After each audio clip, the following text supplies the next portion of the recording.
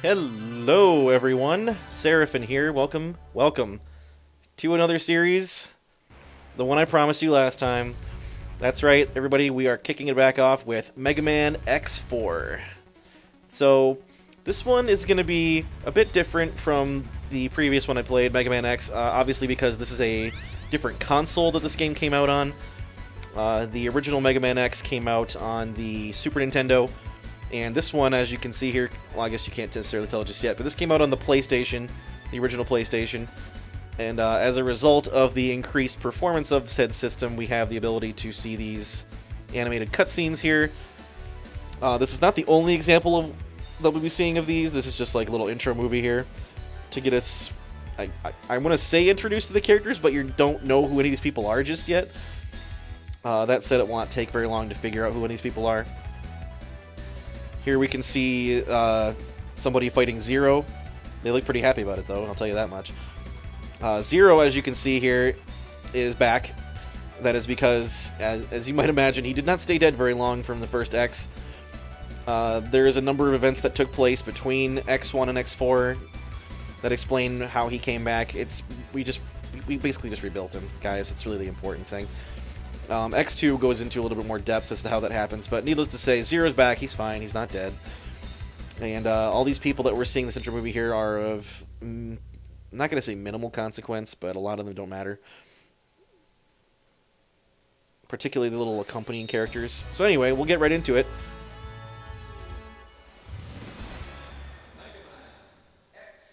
I'm actually a big fan of the voiceovers here, too. So, let's jump right in, shall we? We're going to just get ahead and get started here. I already tested everything, so. Now, here's the really neat thing about X4. This is the first Mega Man X game in the series that allows you to pick which character you want to play. And X4 is also unique in that whichever one you pick is the one that you will play as throughout the entirety of the game. So you have the option of the good old tried and true, trusty rusty Mega Man X himself, or we can play as Zero. And Zero, as you might have seen here, has a lightsaber now, and that is actually the same lightsaber that Sigma used to have. That is the Z-Saber. That Zero really has taken and made of his own kind of deal there. And because I think Zero is much, much cooler than X, we're going to be playing as Zero for this entirety of this game. I'm also a little bit better at this game with Zero as opposed to X, so maybe I'll come back and do an X playthrough at some point. But anyway, here we get another cutscene to get us started off with Zero.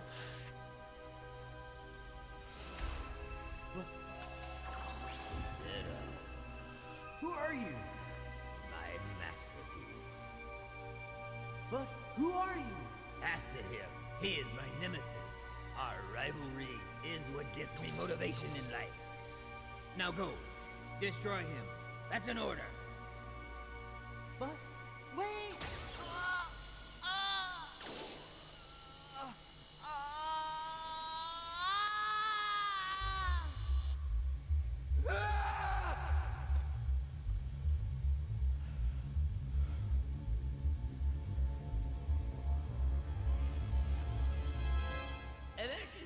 Emergency, all Maverick hunters on call should assemble immediately. The same dream again. All Maverick hunters on call should assemble immediately. Now, what in the heck was all that about, you may be wondering? Well, that is the first example we get a chance to see of some of Zero's origins, really. And I'll talk more about that in a minute here once we get into the proper game here. So we find out from the Hunter HQ that Mavericks have appeared. They've occupied the Sky Lagoon. This looks like Repliforce is doing. Well, what in the crap is Repliforce? Repliforce are not gonna say the main antagonists of this game, but they're the antagonists of this game for much of the game. So here we are, we have Zero instead of X in his bright red awesomeness. And as you can see, Zero has the trusty rusty Z-Saber. He does not have any ranged capabilities in this game, just his sword. So he is entirely melee focused, unlike his partner X, who is entirely ranged focused for the most part. I guess there are a couple of instances of special weapons that he has access to that give him more melee-centric abilities. As you can see, we've got some dragon dude flying around in the background. He has a health bar, but we aren't really supposed to necessarily fight him just yet. Not right now at any rate. Just kind of busting through all these little walls here, I guess. And he disappears and runs away. So something else you may have noticed from that little brief cutscene we saw with Zero there is that the cutscenes in this game were actually voice acted. And unfortunately, in X4 in particular, they are voice acted very badly.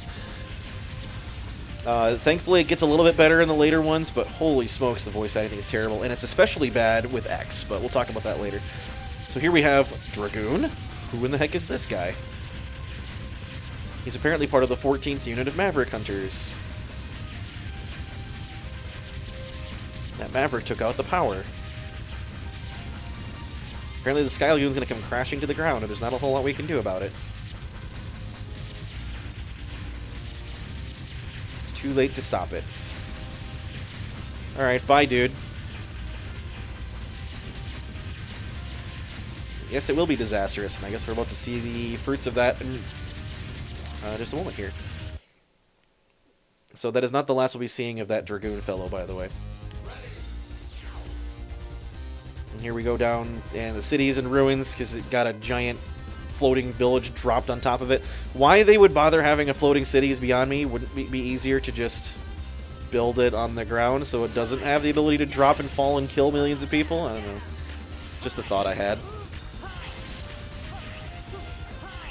So something you'll notice immediately is that Zero has the ability to dash right away. That actually is the norm going from X2 onward, including with X's abilities, starting out in X2 and X3. He can dash right away. That's not an upgrade you need to worry about picking up. It's simply, it becomes a staple of the series, really, and they don't want to have to worry about you tracking it down. They just give it to you right away. That being said, also, unlike with X, Zero does not have anything in the way of armor upgrades to pick up in any of the games that he's in, and the reason for that is, well, he wasn't created by Dr. Light. So why would Dr. Light be leaving capsules for him? I'm not even, and it's funny too because it's evidenced in later games like X5 and X6 that Dr. Light knows who Zero is, but like he actually interacts with him and talks to him like he knows who he is, and it's a little weird. So this is Iris. Iris, strangely enough, is Zero's love interest. I'm not really sure how robot romance works. I'm going to be honest, I'm not exactly an expert. But Iris, especially in this game, is regarded as Zero's love interest, and they're kind of a thing. I don't know if it's ever officially stated, but it's very heavily implied. So we have to find this Maverick that's been wreaking havoc. Warning. And there would be said Maverick. Now, this guy is gigantic and looks fairly imposing, however, he is a joke. He takes, like, you know, maybe 8 hits to kill. And something else that I'm not a big fan of in this game, I don't know if you can hear, every time Zero jumps or takes a swing with his saber, he has to say something like, ha, ha, yeah, ha. Like, I don't understand why they felt the need to do that. And unfortunately, X does the exact same thing. The difference is, X in this game sounds like a little girl. But if we ever decide to play through as him, you'll get to see that firsthand. So this gentleman is Colonel. What are you doing here? Colonel is actually the colonel, believe it or not, of the eponymous Repliforce. And Iris is his sister. I have a question for you. Did your unit attack this place?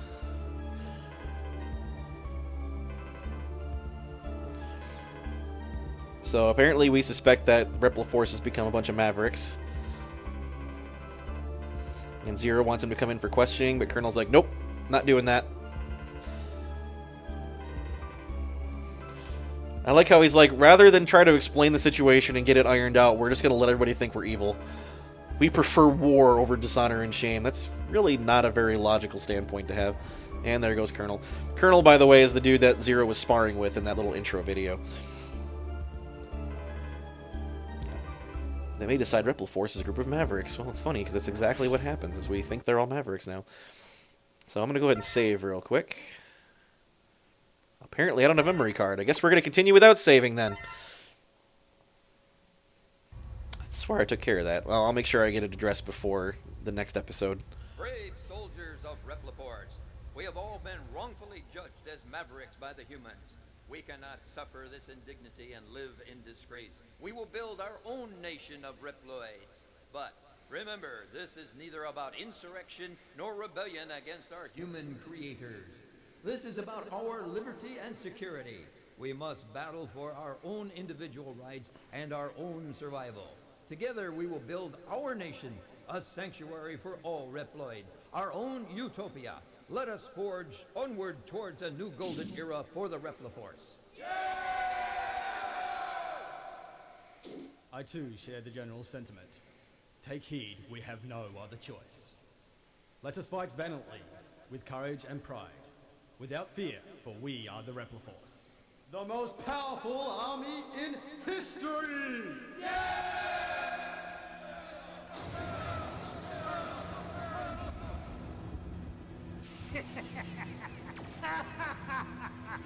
The General has finally taken action. And now, my Maverick Hunters, what will you do? I'll be watching closely from here on out.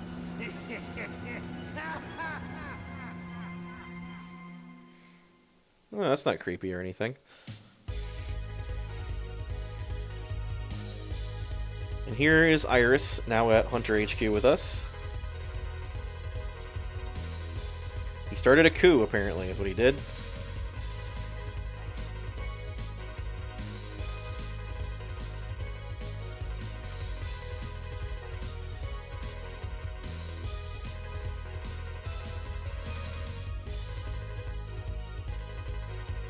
I must go now! And here we get an introduction to all the different Mavericks and where we'll be fighting them at. The jungle area. Infiltrate the enemy-occupied jungle and destroy the weapon under construction. The cyberspace area. A bug has corrupted the network. Dive into cyberspace and exterminate it. By the way, the bosses here from left to right. We've got Web Spider from the jungle. The second one we just saw was Cyber Peacock. Yeah, I know. The Air Force. The Repliforce ship has taken off. Pursue and blast it out of the sky, or the air rather. That is Storm Owl. And there's Dragoon again. Dragoon of the 14th unit is a traitor. Locate and bring him back to Hunter HQ. So he's in a volcano, apparently. Magma Dragoon there. Marine base. Repliforce decimated the city and left. Pursue them aboard a land chaser. I don't like land chasers. We'll talk more about that when I finally get there, but that is Jet Stingray. That particular boss there. The abandoned lab is now operational. Investigate and destroy the lab. That is Split Mushroom. Military train. A military train is moving supplies. Cut off Repliforce's supply route. That is Slash Beast. My favorite Maverick in this game. And then finally we have the snow base. We've discovered a hidden snow base. Halt production of their new weapon, and that is Frost Walrus. So, there's not really a prescribed order to taking these guys out. Zero has a little more flexibility as opposed to X. He can really handle any one of them at any time, no problem. But that being said, I prefer to go with Web Spider first. So we're going to do that.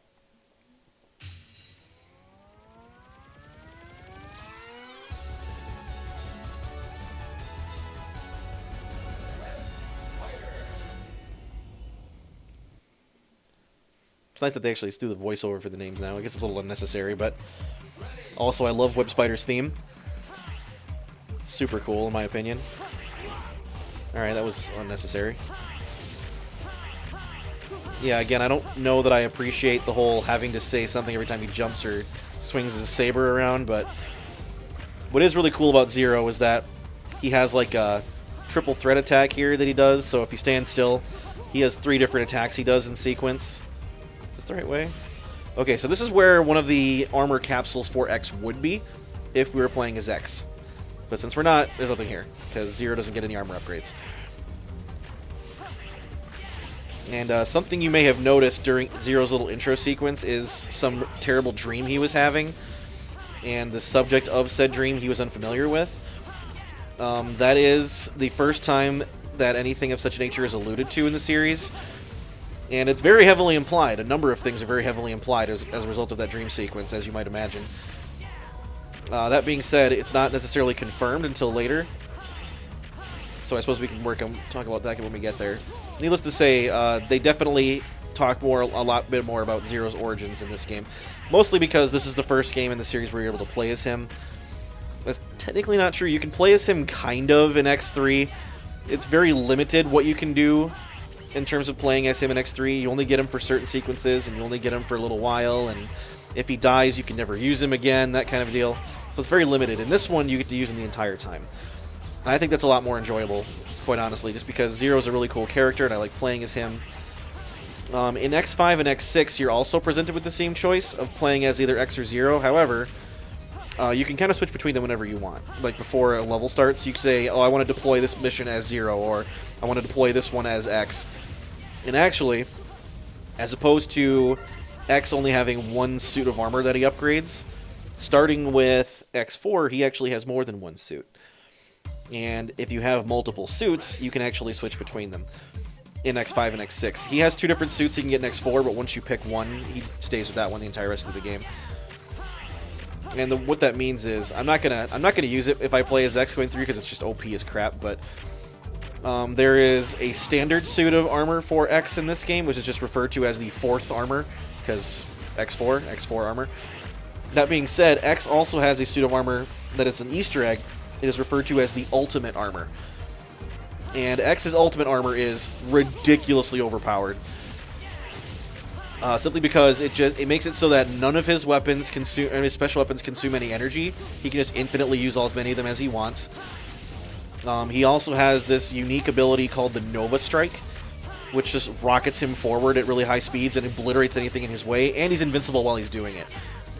And normally you would have the ability to use the Nova Strike as the 4th armor, but you have to charge it up, and it takes a long time. It's like an ultimate attack. Ultimate Armor X can use Nova Strike as much as he wants, infinitely, with no drawbacks. So, yeah, Ultimate Armor is absolutely absurdly overpowered, and you actually have the ability to unlock it in every X game from 4 to 6, and every time you get it, it's just as overpowered. That being said, you can't obtain it normally through the course of gameplay. It's not something you can just find parts for and build on your own. It's a cheat code in every game. So if you want to use Ultimate Armor and absolutely cheese the game as X, then the Ultimate Armor is a great way to do that. I'll confess I have used it from time to time just because it's kind of fun sometimes, but if you're looking for the game to be remotely challenging in any way, Ultimate Armor is not the way to go. The other thing that makes it ridiculously OP too is you'll saw that capsule area that would have been a capsule had been playing as X. If you put the cheat code in to get the Ultimate Armor, you don't have to find 4 parts of it. You get the whole suit at once. And you get it right from that particular container. Or I guess the first one you find, but that's the easiest one to get. So, at any rate, we're at the boss. This is going to be Web Spider. Thankfully, what's nice about this game is none of the Mavericks are, like, ridiculously easy. They're all fairly challenging, even at the lower levels. And Web Spider, he's probably one of the easier ones, but still, he's quite challenging if you're not prepared for him. He's been expecting us, apparently. He leads a renegade unit in Repliforce. Oh, jeez. And I will also point out that the Maverick battle theme in X4 is my favorite in the entire series. I absolutely love this battle theme. Now you'll see what his pattern typically starts out with swinging down from the sky there on a web and flinging a lightning charged web at me. If that web hits you, it'll stun you in place for a moment and damage you for quite a bit. So it's oh geez, we're gonna see it right now. And then typically what he'll do is also drop on top of you to do even more damage to you. So you see I've gotten hit by it twice and I'm already half dead. So I'm gonna be honest, I might not be defeating him this first time I play through here. You have a very tiny little life bar starting out, so getting hit by anything is dangerous. What I'm supposed to be able to do is dash jump out of the way, but I keep not being able to do that because I'm just bad apparently. So yeah, he'll probably beat me here. And then once he's half dead, he does this thing. He spouts a larger web that he just jumps out on top of, and then he traps me in it and I die. So yeah, there's that. So what I need to do is be better about my dash jumping and dodging the webs, because if you get hit by those, then they're a little bit nasty. That being said, he's still not too bad. Normally I don't have much of a trouble beating him. It's just, you can't get hit by those webs. If you get hit by those, you're done, pretty much. Let's see if this goes any better. Thankfully, you don't have to listen to him talk again. And you'll notice that he makes that hilarious little noise he makes when he's jumping back and forth. There we go, I got it that time. You can usually hit him twice per little descent that he does here, but I'm not playing as optimally as I otherwise could be. There we go. It's easier to just dash jump off the floor than it is off the wall to dodge those. There we go. You see, they give you a nice little leeway. The only way they really hit you is if they hit you right in the center. If you like skirt the top of the thing with your foot, you're probably okay. There, I got him again. So he'll probably descend onto his larger web in a minute here. Oh, jeez, I got hit that time. Thankfully, he didn't drop down on me because he's doing his halfway dead thing. And actually, there's a fair few Mavericks who actually change up their battle tactics once they're at half health, which is a neat little mechanic, and I think that started with this game, but it continues on in some of the later ones. Oh, jeez. Yeah, he still shoots webs at you when he's doing this, which, not good. He got me again. Yeah, if I hit one more time, I'm going to be in trouble. As long as I don't get hit by these spiderlings too much. Whew. One more hit, I think. Got him. There we go. Alright, that was close, but I got him. So yeah, like I said, none of the Mavericks are, like, easy by any stretch, unless you have their weakest weapons, of course. But thankfully, none of them are prohibitively difficult that you can't kill them either. I guess Dragoon is a really good example of one that's insanely difficult if you're not prepared for him, but thankfully, if you memorize his pattern, he's not too bad either. But anyway. So Zero still gets unique abilities from beating bosses, but he doesn't get a weapon. He gets like a saber technique, so to speak. So this one is called an Aikigeki. This one is really cool. Basically what he does is he just thrusts his Z-Saber out straight ahead of him with a really powerful lightning attack, and it's really strong. And the really cool thing about Zero's weapons is he has unlimited use on most of them. He can use them as much as he wants. With that being said, we're going a little long with this one. I decided to do one Maverick chapter in addition to the intro level, so we're going to jump into the next level next time. So thank you very much for watching up to this point. I really do appreciate it. We're going to jump back in with more X4 next time. So until then, I'll see you next time. This has been Seraphin. Stay classy, internets.